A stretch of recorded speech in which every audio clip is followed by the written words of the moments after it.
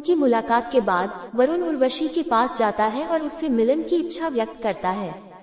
वह इसे अस्वीकार कर देती है, फिर भी क्योंकि उसने पहले ही मित्रा को वादा किया था कि वह उससे प्रणय निवेदन करेगी। अपनी इच्छा को संतुष्ट करने के लिए वरुण ने ब्रह्मा द्वारा बनाए गए एक दिव्य घड़े के अंदर स्खलन किया। अपनी बेवफाई के परिणाम स्वरूप मित्रा उर्वशी को एक नश्वर व्यक्ति की पत्नी बनने का श्राप देता है, जिसके कारण अंततः मित्रा का बीज उसके गर्भ से गिर जाता है। बाद में इसे वरुण के बीज वाले उसी बर्तन में डाल दिया जाता है।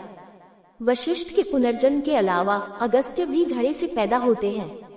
उर्वशी से संबंधित सबसे प्रमुख मिथक उसकी शादी पुरुरवा से हुई है, जो एक नश्वर राजा था जिसे प्राचीन भारत के एक पौराणिक राजवंश चंद्रवंश, शाब्दिक रूप से चंद्रवंश के संस्थापक के रूप में श्रेय दिया जाता है। मिथक को पहली बार ऋग्वेद में सुनाया गया है, जहां इसे उनके बीच संवाद के रूप में प्रस्तुत किया गया है। वैदिक भजन से पता चलता है कि उसने अपने पति पुरुरवा को उसके साथ 4 साल रहने के बाद छोड़ दिया है। राजा उसे वापस लौटने के लिए विनती करता है, लेकिन वह कठोरता से मना कर देती है। शिकायत करती है कि उसने उसके साथ बहुत अधिक प्रेम किया है। वह उसे स्वर्ग में चढ़ने और उसके साथ पुनर्मिलन के लिए अच्छे कर्म करने की सलाह देती है। 21 इस दृश्य का संदर्भ बाद के ग्रंथों में दिया गया है। 7 विद्वान ध्यान देते हैं कि ऋग्वेद में उर्वशी को एक स्वेच्छाचारी और अधिक महिला के रूप में चित्रित किया गया है, जिसने अपनी इच्छा से पुरुरवा से विवाह किया और अपने पुत्र को जन्म देने के बाद उसे छोड़ दिया। उत्तर वैदिक ग्रंथों में ये प्रमाणित होता है कि उर्वशी सुंदर और वीर पुरुरवा से प्रेम करने लगती है और बाद वाला भी उससे अपनी भावनाओं का आदान प्रदान करता है।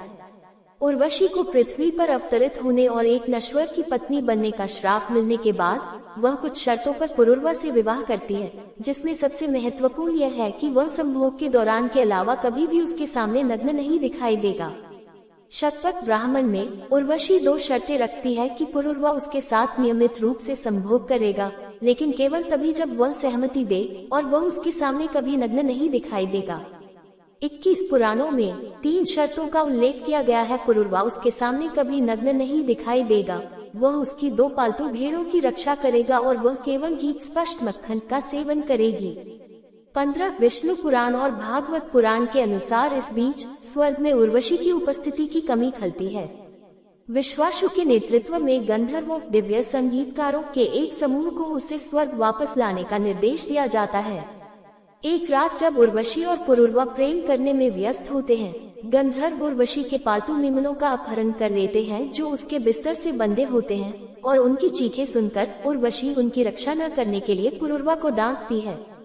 जल्दबाजी में पुरुरवा भूल जाता है कि वह नग्न है और भेड़ों का पीछा करने के लिए खड़ा हो जाता है। गंधर्व तब बिजली के एक बोल्ट से उस स्थान को रोशन करते हैं, जिससे उर्वशी पुरुरवा को नग्न देख पाती है। पुरुरवा भेड़ों को वापस लाने में कामयाब हो जाता है, लेकिन उर्वशी गायब हो जाती है। दुख से व्याकुल होकर वह उसे पूरे देश में खोजता है और उसे एक झील में हंस के रूप में प्रच्छन्न पाता है।